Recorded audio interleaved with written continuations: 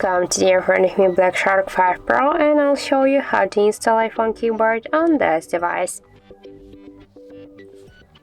So first, let's open the Play Store, and here in the search bar we should enter green Apple keyboard. And now we should get this application. That's why tap to install and wait a couple of seconds while this application downloading and then installing on your device. After that, just tap here to open the app and click enable in settings.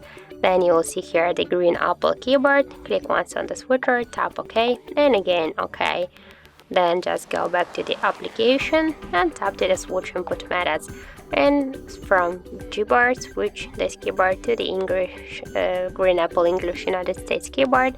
Tap here to OK. Click no thanks, and now we can see that the process is finished.